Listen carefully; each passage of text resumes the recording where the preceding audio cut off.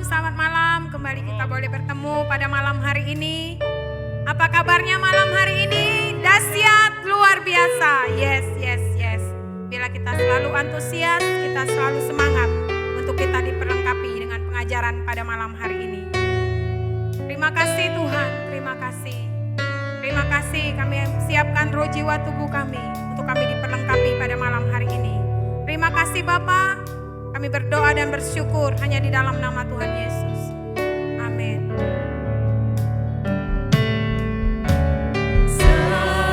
Semusim berlalu, namun kau selalu peliharaku. Kasih dan setiamu tak pernah layu di hidupku.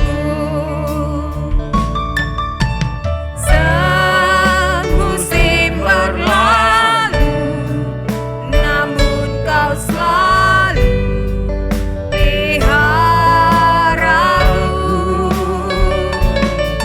Kasih dan setiamu tak pernah layu di hidupku. Lebih luas dari samudra kebaikanmu Bapa, takkan habis di hidupku. Lebih tinggi dari cakrawala, tak terbatas kasih-Mu. Sungguh ku bersyukur.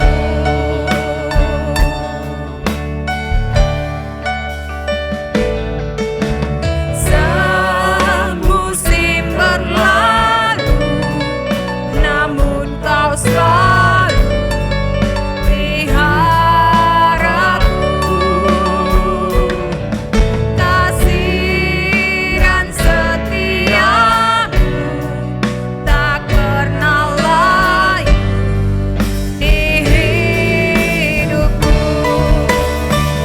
Lebih luas dari samudra kebaikanmu Bapa, takkan habis di hidupku.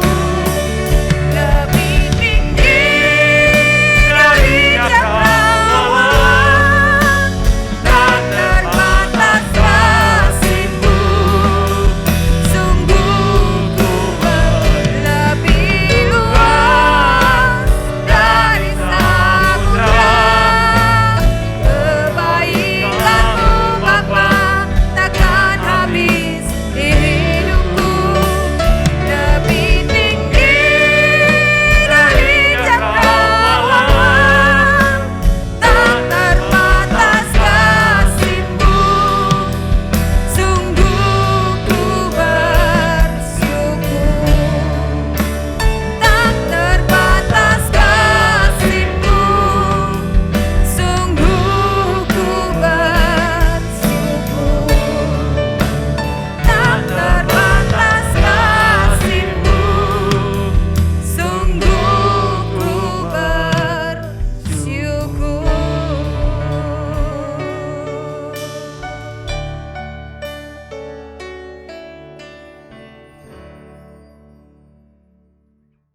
Salam saudara sekalian, kita jumpa lagi di dalam pelajaran yang luar biasa dan yang namanya kalau dalam STT Pulmatologi kita belajar tentang seorang penolong. Seorang penolong yang Tuhan sudah janjikan di dalam perjanjian lama tetapi terwujud menjadi dalam perjanjian baru ini. Setelah Yesus kembali ke surga, maka Roh Kudus tinggal pada manusia. Tapi sebelumnya Roh Kudus itu tidak tinggal, tidak diam di dalam tubuh manusia, tidak. Dia hanya sekali-sekali, ya kan, lalu keluar lagi, sekali-sekali keluar lagi. Nah, tetapi sekali ini setelah Yesus Tuhan kembali ke Bapa, maka Yesus katakan, Aku tidak akan meninggalkan kamu sebagai yatim piatu. Aku berikan pada kamu seorang penolong yang dijanjikan oleh Bapa di surga dan minta dalam nama Tuhan Yesus. Bisa katakan amin. Artinya adanya Trinitas, Tritunggal. Nah, saudara, kita akan masuk di sini, ya kan, pekerjaan Roh Kudus dalam Alkitab. Kita doa, Tuhan, kami terima kasih, kami mempunyai seorang penolong yang tinggal dalam roh kami, manunggal dalam roh kami, bersatu dengan roh kami, memimpin roh kami sampai kami di bumi ini mengerti dan semakin serupa dengan Roh Kudus, semakin serupa dengan Tuhan Yesus, sampai kami dibawa dengan selamat ke rumah Bapa kami yang ada di surga. Kami sampai ke rumah Bapa dengan selamat, bukan karena kekuatan kami, bukan karena kepintaran kami, tetapi karena roh Tuhan. Demikian juga dengan talenta, dengan kepintaran, dengan harta benda dan semuanya, itu oleh karena Roh Kudus. Terima kasih Tuhan. Roh Kudus, terima kasih. Roh Kudus yang manis, terima kasih. Terima kasih. Kami cinta Roh Kudus. Terima kasih Tuhan. Dalam nama Tuhan Yesus kami mohonkan. Amin. Nah, saudara sekalian, di dalam penciptaan seperti yang kita pelajari dari yang pertama, itu Roh Kudus bekerja dalam penciptaan. Ya kan, dia yang memelihara tumbuhan, bumi dan binatang dan semuanya. Nah, peranan dalam Roh Kudus. Peranan Roh Kudus dalam Alkitab. Saudara, Roh Kudus adalah pengarang Alkitab, dia yang ngarang. Jadi bukan dikarang oleh Musa, memang Musa menulis, tetapi diilhami oleh Roh Kudus. Roh Kudus berbicara pada Musa, sehingga Musa menulis 5 kitab yang pertama di atas. Ya kan? Nah, kemudian demikian juga dengan yang lain-lain, ini semuanya adalah dari Roh Kudus. Artinya apa ini? Ketika saudara baca Alkitab, saudara mesti minta Roh Kudus. Saudara mesti berdoa. Saudara mesti berdoa, katakan, Roh Kudus, saya mau baca Alkitab, tetapi saya tidak mengerti tulisan ini apa, ya kan? Tulisan ini apa? Ini saya tidak mengerti. Nah, maka itulah sebabnya, saudara sekalian, saudara sangat perlu untuk berdoa, minta Roh Kudus hidupkan firman Tuhan yang saudara baca, yang saudara dengar, lalu yang saudara mau tulis, atau saudara mau khotbahkan, atau saudara mau karang. Karena semuanya adalah Roh Kudus. Bisa katakan amin. Jadi memang Musa yang menulis, tetapi Roh Kudus yang mengilhamkan. Nah, kita masuk lagi di sini. Saudara, tadi saya sudah katakan Roh Kudus itu memberikan seperti wahyu kepada para tokoh Alkitab. Tetapi Alkitab kita bukan wahyu, bukan. Tetapi pewahyuan, dan itu diperankan oleh ilham oleh Roh Kudus, yang seperti saya katakan tadi, dan Roh Kudus memberikan penerangan, iluminasi kepada kita saat ini. Nah, saudara, Roh Kudus yang memelihara kelanggengan Alkitab. Jadi Alkitab ini memang sudah dipelihara oleh Roh Kudus dari tangan-tangan yang mau memusnahkan Alkitab. Sudah banyak tangan yang mau memusnahkan Alkitab ini, supaya manusia tidak punya firman Tuhan. Tetapi saudara perhatikan, sampai hari ini nih, Alkitab tetap masih ada. Nah, lalu apa peranan Roh Kudus kepada orang yang tidak percaya? Nah, tentunya yang pertama dia akan menahan. Dia akan menahan supaya yang tidak percaya tadi itu jangan melakukan kejahatan dan kedurhakaan. Demikian juga pada kita semua yang sudah percaya. Nah, tinggal kita ini. Nah, Roh Kudus itu menginsafkan dunia ini. Dia menginsafkan semua manusia. Ya, akan diinsafkan akan dosa. Kemudian Roh Kudus itu berbicara tentang kebenaran dan penghakiman yang akan datang. Nah, saudara sekalian, Roh Kudus itu mengejar jiwa-jiwa yang belum bertobat, dia kejar. Dan kemudian saudara yang sudah bertobat, dia pun masih mengejar, memberitahukan pada saudara untuk jalan yang benar. Jangan buat salah. Dan saudara, kalau dalam kebudayaan itu pun adanya Roh Kudus yang campur tangan. Dan dalam kehidupan Yesus, saudara, nubuat sebelum Yesus lahir. Sudah terlalu banyak ini. Ada puluhan dalam Perjanjian Lama nubuat tentang Yesus. Nah, Yesus dalam kandungan, kemudian Roh Kudus mengurapi Yesus ketika ia dibaptis di Sungai Yordan. Yesus ingat ketika dia menjadi manusia, Yesus adalah manusia 100%. Dia adalah manusia yang bergantung kepada Roh Kudus. Nah, saudara, Roh Kudus ada dalam Yesus secara tidak terbatas. Dia ada di sana. Nah, ini sebelum dalam pelayanan, Yesus, kalau saudara masih ingat, dibawa oleh Roh Kudus. Roh Kudus membawa Yesus. Kemana? Ke padang belantara. Untuk diapai? Untuk dicobai oleh setan. Ya kan, setan mencobai Yesus, tetapi dia dikuatkan oleh siapa? Roh Kudus. Ketika saudara mengalami yang tidak baik, Roh Kudus akan menguatkan saudara. Kemudian dalam pelayanan, Yesus juga diurapi oleh Roh Kudus. Dan ingat, Yesus dibangkitkan dari kematian. Yesus pada hari ketiga, dia dibangkitkan oleh Roh Kudus. Nah, sekarang peranan Roh Kudus dalam gereja apa ini nih? Saudara perhatikan, Roh Kudus yang membentuk gereja mula-mula. Jadi hari ini saudara, biarlah Roh Kudus yang membuka gereja. Jangan saudara, ya kan, jangan manusia yang membuka gereja. Tetapi Roh Kudus bisa pakai manusia, bisa. Tentunya tidak ada maksud buka gereja untuk kepentingan diri sendiri. Ada orang itu gini, dia buka gereja untuk dapatkan keuntungan, dapat duit ini, untuk dapat nama, untuk dapat prestasi. Itu bukan pekerjaan Roh Kudus, bukan. Itu pekerjaan roh bulus. Nah, saudara, kalau Roh Kudus ada pada saudara, maka saudara akan menjadi saksi. Kemanapun saudara pergi, saudara pasti bersaksi tentang Yesus. Artinya apa? Saudara ada Roh Kudus. Ini tadi, sehingga saudara dalam bersaksi, dalam penginjilan, ya kan, Roh Kudus akan memilih pekabar Injil. Dia akan memilih siapa yang diangkat menjadi pendeta atau misionaris atau apapun. Lalu saudara perhatikan baik-baik, Roh Kudus mengutus. Ya kan, dia mengutus. Kemudian Roh Kudus memberikan kuasa pada penginjil. Ya kan, bukan karena kuasa dia, tetapi kuasa dari Tuhan. Kemudian Roh Kudus itu memimpin dan mengatur penginjilan. Nah, saudara, Roh Kudus itu sebagai penggerak dalam pertumbuhan gereja. Ada ide ini, ide itu. Kemudian Roh Kudus itu memberikan karunia dan jabatan dalam gereja. Saudara mempunyai karunia-karunia Roh Kudus. Saudara dan saya diberikan jabatan. Ada 5 jabatan pada saat ini.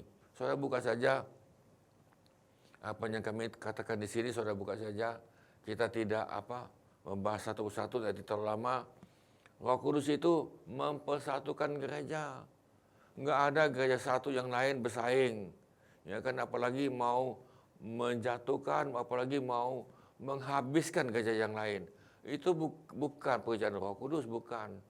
Ya kan, Roh Kudus itu adalah mempersatukan gereja satu dengan yang lain, bergandengan tangan dan memenangkan banyak jiwa. Jadi bukan persaingan, bukan mesti dibinasakan satu yang lain.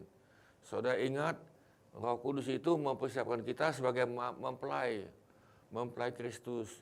Nah, soal mempelai ini, saudara bisa buka beberapa MBS yang lalu, sudah bisa buka, itu ada di dalam YouTube, sudah bisa buka lagi, apa itu mempelai Kristus tadi.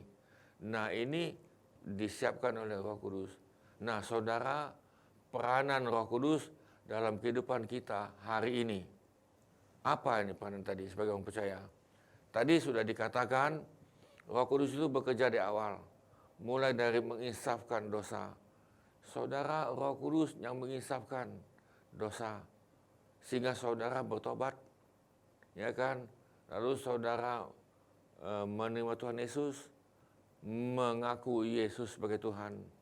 Nah, ini pekerjaan Roh Kudus yang sudah jelas. Kemudian yang kedua, Roh Kudus membebaskan orang percaya dari ikatan dosa. Saudara, walaupun saudara sudah terima Tuhan, ya kan, sudah ada Tuhan Yesus, sudah dibaptis air ini, ya kan, sudah dibaptis dengan bahasa lidah, ingat, masih ada ikatan-ikatan dosa. Jadi saudara itu minta dengan Roh Kudus untuk dilepaskan satu persatu ikatan dosa itu. Berapa jumlah dosa? Jumlahnya itu ratusan. Bahkan ada yang mengatakan jumlah dosa itu adalah 666 buah. Jadi 666. 666 itu ada yang mengatakan itu jumlah dosa. Jadi saudara, jumlah dosa yang sudah dilepaskan banyak, ya kan? Mungkin masih 100 kan? Mungkin ini kan? Mungkin masih 200 lagi. Nah, saudara coba kita koreksi. Saudara tidak tahu, saya pun tidak tahu, tetapi Roh Kudus tahu. Nah, minta dibebaskan. Roh Kudus yang memberi hidup telah memerdekakan kamu dalam Kristus dari hukum dosa dan hukum maut. Jadi saudara perhatikan di sini, Roh Kudus yang memberi apa? Hidup. Telah memerdekakan kamu dalam Kristus dari hukum dosa dan hukum maut, itu dalam Roma itu. Nah saudara, Roh Kudus bersaksi bersama-sama dengan roh kita bahwa saudara dan saya anak Tuhan. Dari mana saudara tahu bahwa saudara anak Tuhan? Roh Kudus itu yang bersaksi. Roma 8, 15, 16.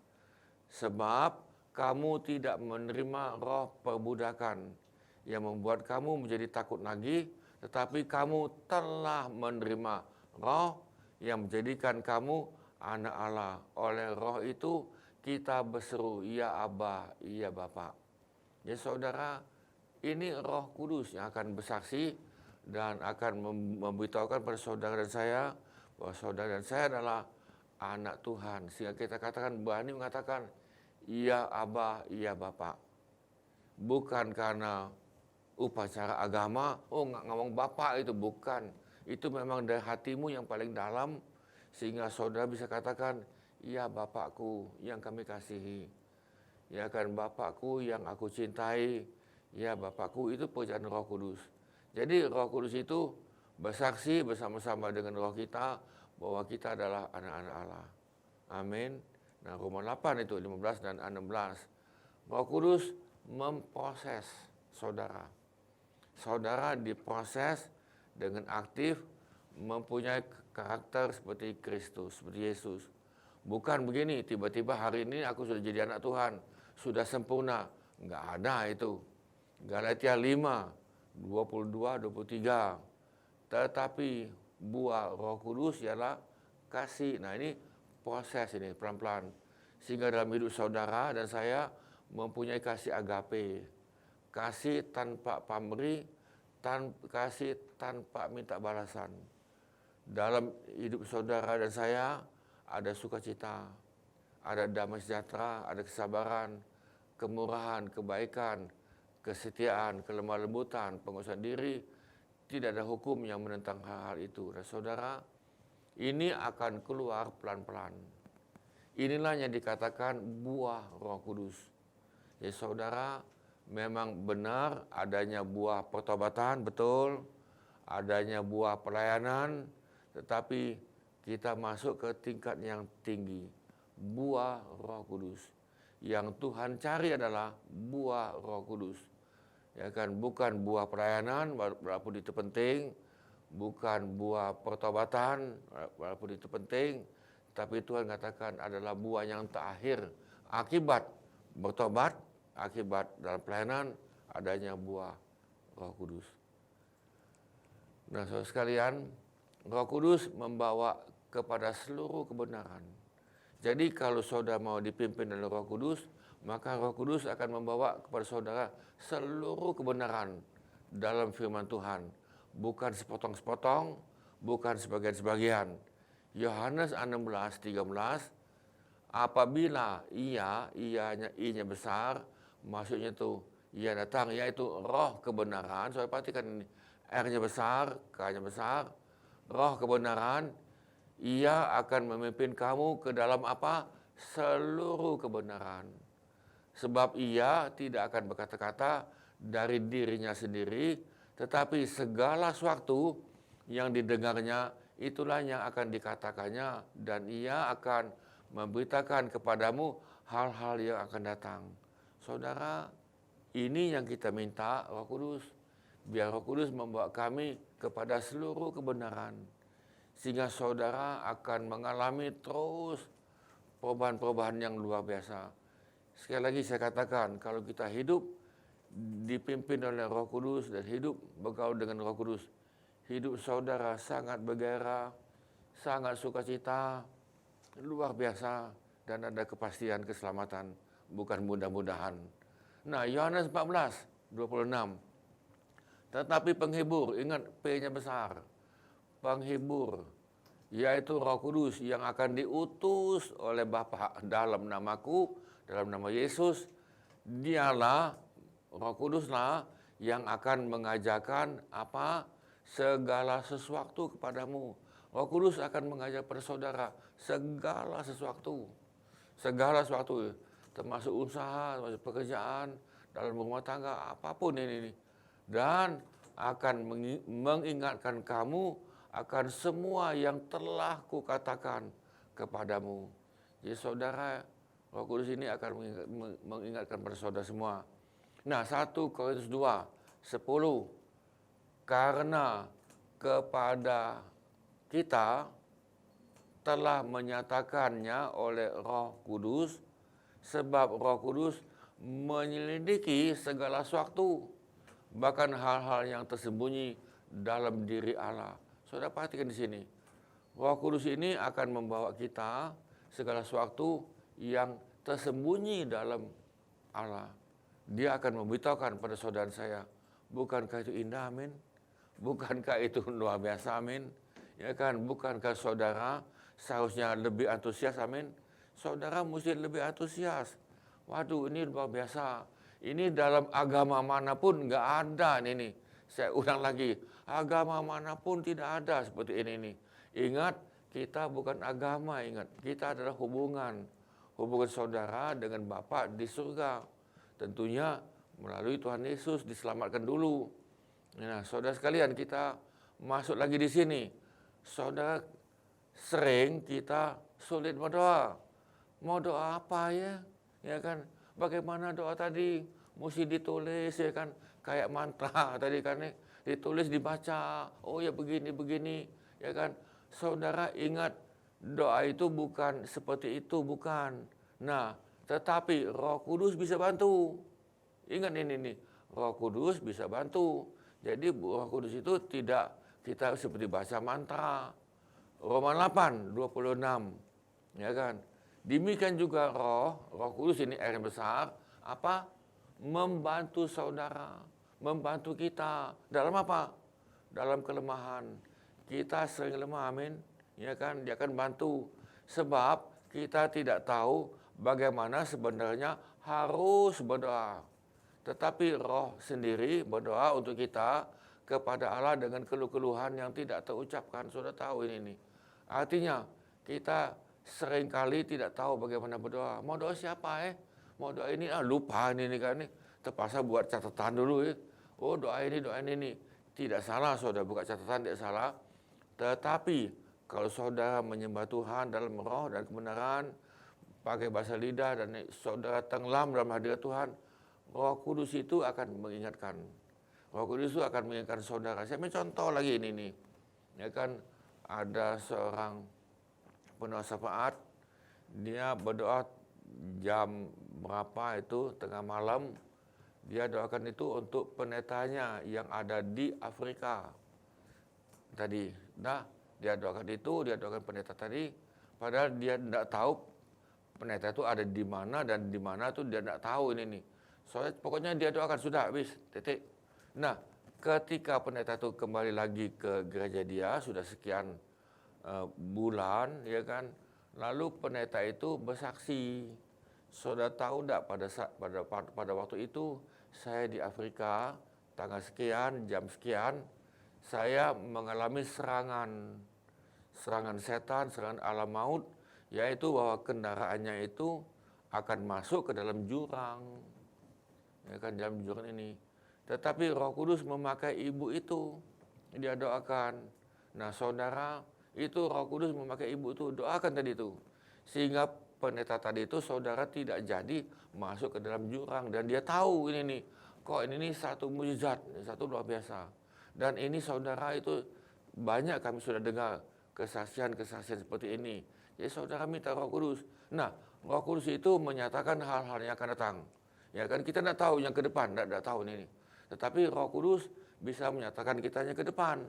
Roh Kudus bisa memberi dan memimpin kita dalam pujian dan ucapan syukur. Saudara bisa mengucap syukur dalam keadaan kepahitan. Saudara bisa mengucap syukur kalau lagi tidak baik hatimu, bisa. Tetapi saudara perhatikan baik-baik sini ini. Dalam Efesus 5, 18 dan 20, ya kan, Roh Kudus akan memberi saudara. Roh Kudus akan menolong kita dalam ibadah, dalam menyembah Tuhan. Ya kan, jangan gini, dalam suasana Roh Kudus kita lihat kiri kanan apaan ini kan, yang lain dalam bahasa roh mereka lagi begitu indah, ya kan. Saudara minta dengan Roh Kudus tadi, minta, Tuhan aku tidak ngerti, saya tidak mengerti Tuhan, ini apa di sini nih kan. Saudara jangan mengejek, jangan ngejek, jangan menghina orang lain, jangan ngatain orang lain, jangan. Apalagi saudara katakan dalam hatimu, oh ini nih gereja gila itu. Jangan saudara, jangan. Nah saudara dalam Matius 10, ketika saudara akan dianiaya, Roh Kudus itu memberikan jawaban. Ya kan, kita tidak tahu ngomong apa ini, tapi Roh Kudus akan memberikan jawaban. Ya kan, Roh Kudus akan memberikan hikmat. Nah saudara perhatikan sebagai penutup, menyadari bahwa pekerjaan Roh Kudus dan peranan Roh Kudus itu sangat penting. Artinya kita membutuhkan Roh Kudus. Bisa katakan amin. Nah, biarlah mulai saat ini saudara, mulai saat ini izinkan Roh Kudus berbicara, izinkan Roh Kudus itu mengalir pada saudara. Izinkan ini nih di dalam segala aspek hidup saudara, segala aspek segi kehidupan saudara sehari-hari. Baik itu mau bekerja, atau saudara keluar tadi, ya kan, bawa sepeda motor atau jalan atau naik mobil, saudara ngomong dengan hatimu, Roh Kudus pimpin saya dalam hari ini nih, ya kan, saya mau keluar, saya mau jalan. Walaupun jalan itu saudara sudah tahu, ya kan, tutup mata pun tahu, tetapi, ya kan, minta Roh Kudus, minta tiap hari. Saudara tidak tahu ke depan, tidak tahu ini kan, tidak tahu ke depan. Saudara kita tidak tahu ke depan tuh mungkin ada apa, tidak tahu. Kita sering lihat di dalam video-video itu, saya juga pernah lihat, ada seorang bapak lagi nyebrang ini nih. Santai bapak ini nyebrang tadi. Begitu dia sudah nyebrang, dalam detik yang sama bapak ini sudah ke sini, di belakangnya ada mobil itu, bus tadi. Dan itu memang ngebut dan yang lain, dan terbalik, lalu menabrak mobilnya di belakang. Nah, kita tidak tahu ke depan. Kita tidak tahu apa yang terjadi di depan. Ada lagi ini nih, ada lagi kita lihat dalam berita, ada yang bapak dengan anaknya lagi sepeda motor ini nih, ya kan. Tiba-tiba pohon jatuh, bluk, ya kan, anaknya langsung kena, ya kan, dalam hitungan detik. Nah, coba dia jalan dikit lebih cepat kan selesai, terhindar kan. Tetapi kenapa begitu? Nah, saudara, kita minta Roh Kudus pimpin. Kita minta Roh Kudus pimpin, baik itu dalam pesawat terbang atau apapun itu tadi. Ya kan, kalau saya mau cerita, Aduh, saya lumayan nah ini nih, ya kan, bagaimana Tuhan menghindarkan kami daripada pesawat terbang dan kecelakaan dan yang lain-lain. Nah, saudara sekalian, minta Roh Kudus dan saudara semakin peka, ya kan, dengar suara Roh Kudus, ya kan, tapi hati-hati, jangan saudara dengar suara hatimu. Oh, ini Tuhan bicara, ini Tuhan bicara, saudara dengar. Hati-hati, ingat, saudara mesti uji. Saudara mesti uji setiap roh itu. Ya kan, ujinya dengan apa? Dengan firman Tuhan.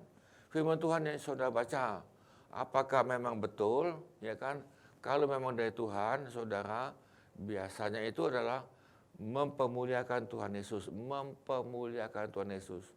Kita semakin, Tuhan Yesus semakin dipermuliakan, dan kita semakin rendah. Kita semakin rendah. Nah, ketika saudara belajar untuk mendengarkan peka dengan Roh Kudus, saya percaya saudara bisa. Tuhan akan bicara melalui firman Tuhan. Ketika saudara baca Alkitab, Tuhan bicara di situ. Ketika saudara dengar khotbah, wah, ini Tuhan bicara pada saya ini. Ya kan, walaupun yang khotbah itu menyakitkan hati saudara, saudara kena tadi, tapi saudara tahu bahwa Tuhan sedang bicara. Terima kasih Tuhan, terima kasih kan. Saudara berkati yang pembicara itu, ya kan, bukan sebaliknya, bukan. Saudara buka hatimu. Ketika saudara mau ibadah, buka hatimu, Tuhan, saya mau memberi sesuatu pada Tuhan. Ucapan syukur. Terima kasih Tuhan, terima kasih. Ya saudara sekalian, coba belajar peka dengan firman Tuhan dari pagi. Ya kan, bangun pagi-pagi, ucapan terima kasih, haleluya.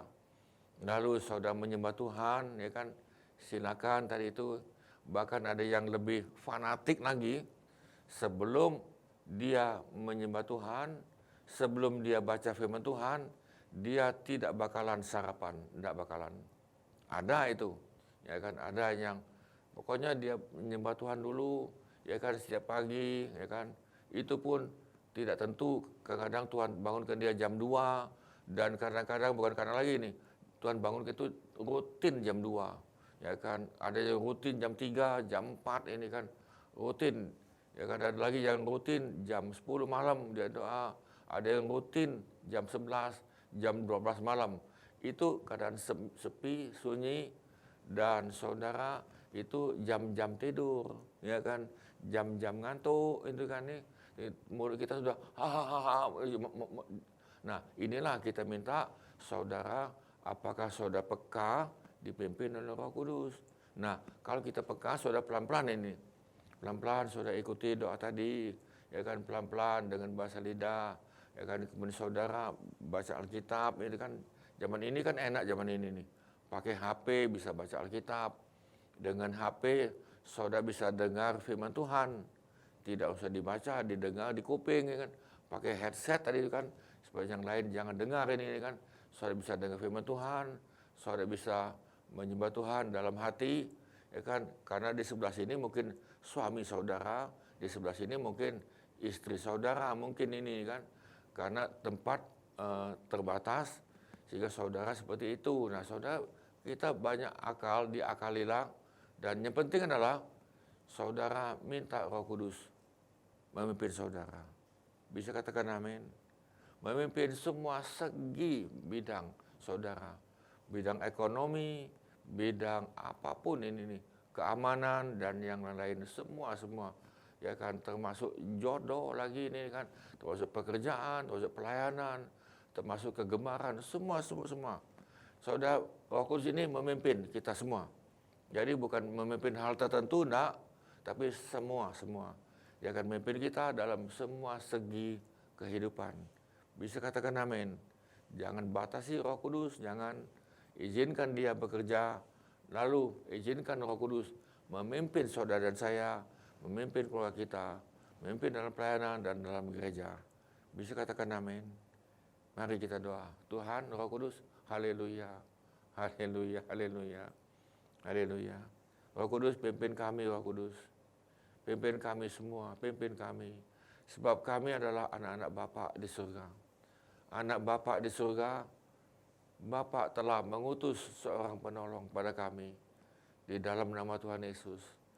Bapak, terima kasih bahwa Bapak telah memberikan pada kami hari ini seorang penolong kami. Sehingga dengan seorang penolong ini kami tidak sanggup untuk menjalani kehidupan di bumi ini. Dengan kekuatan kami, dengan kepintaran kami, dengan talenta kami, dengan kehebatan kami. Kami selalu kecewa dan selalu kami dibuat yang tidak berhasil dan bahkan kami sudah bosan Tuhan dengan cara kami. Tapi Tuhan pada saat ini biar kami mau dipimpin oleh Roh Kudus, pimpin dalam segala segi kehidupan kami. Baik itu ekonomi, baik itu sosial, baik itu hubungan, baik itu dalam pelayanan atau apapun, dan dalam dagang, dalam pekerjaan, dalam berumah tangga, dalam apapun Tuhan. Dalam kesehatan kami, pimpin kami semuanya. Setiap kami langkah, pimpin Roh Kudus pimpin kami. Setiap langkah, setiap napas yang kami tarik, setiap napas biarlah napasnya Roh Kudus. Terima kasih Tuhan. Roh Kudus sebagai air, Roh Kudus sebagai api, Roh Kudus sebagai minyak. Dan ini kami butuhkan semua dalam kehidupan kami. Semuanya kami butuh. Roh Kudus, mari pimpin kami dalam segala segi bidang dan segi aspek kehidupan kami. Roh Kudus, pimpin kami. Saudara sekalian, kami mau berdoa bagi saudara yang mau dipimpin oleh Roh Kudus. Saudara katakan, Roh Kudus pimpin kami. Kami akan berdoa, Tuhan, kami yang mau dipimpin oleh Roh Kudus pada saat ini, biar kami mau dipimpin oleh Roh Tuhan yang diutus Bapa kami di dalam nama Tuhan Yesus. Roh Kudus pimpin kami pada saat ini. Karena Roh Kudus adalah seorang penolong, seorang yang luar biasa yang dikirimkan oleh Bapa. Roh Kudus pimpin kami dalam segala segi kehidupan kami, biar kami peka dengan suara Roh Kudus. Kami hanya peka dengan Roh Kudus. Kami hanya peka dengan Roh Kudus, kami tidak peka dengan duniawi, dengan penyakit atau masalah yang lain. Tapi kami sebagian peka dengan Roh Kudus. Roh Kudus, mari kami yang mau, kami berdoa supaya kami sebagian peka hari ini. Mulai saat ini sampai selama-lamanya. Sampai kami kembali ke rumah Bapa dengan selamat. Terima kasih Roh Kudus. Kami kembalikan segala pujian dan hormat hanya kepada Tuhan Yesus. Terima kasih Tuhan, saudara sekalian. Biarlah kita semuanya menerima terimalah sukacita, damai sejahtera dan berkat daripada Bapa, kasih karunia demi kasih karunia daripada Tuhan Yesus, dan dengan persekutuan Roh Kudus, sehingga kami semakin menjadi berkat dan kami semakin serupa dengan Kristus di bumi. Di dalam nama Tuhan Yesus kami mohonkan. Saudara yang percaya katakan amin. Amin saudara sekalian. Sampai jumpa lagi dalam pelajaran yang berikut. Tuhan memberkati. Amin. Puji Tuhan Bapak Ibu, saudara-saudari, kita sudah mendengarkan pengajaran. Kita bersyukur kepada Tuhan untuk setiap pengajaran yang diajarkan. Biarlah itu boleh menjadi rema di dalam setiap kehidupan kita dan kita lakukan di sepanjang kehidupan kita.